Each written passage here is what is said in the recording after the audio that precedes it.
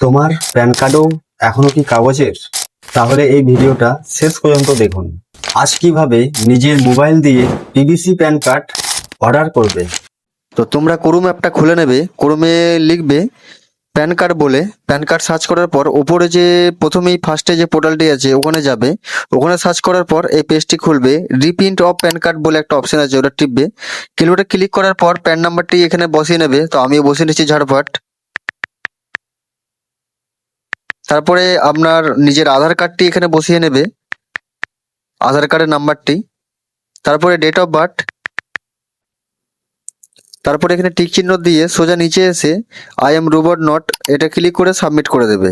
Submit করার পর সাথে সাথে এই পেজটি খুলে যাবে। এই পেজটি আর কিছু করার দরকার নেই, সোজা নিচে আসবে। নিচে এসে তোমাদের যে আধার কার্ডের সাথে মোবাইল নাম্বার লিঙ্ক করা আছে ওটাতে ক্লিক করে নিচে টিক করার সাথে সাথে একটা ওটিপি চাইবে। তোমরা এখানে ওটিপিটা সাবমিট করে তোমাদেরকে একটা বারকোড দেওয়া হবে, ওখানে 50 টাকা ফি তোমাদেরকে পেমেন্ট করতে হবে। পেমেন্টটা করার সাথে সাথে সাকসেসফুল একটা মেসেজ আসবে। মেসেজটা হয়ে যাওয়ার পর মোটামুটি 7 থেকে 10 দিনের মাথায় প্যান কার্ড তোমার বাড়িতে চলে আসবে। তো তোমরা দেখতেই পাচ্ছ পুরো প্রসেসটা খুবই সহজ।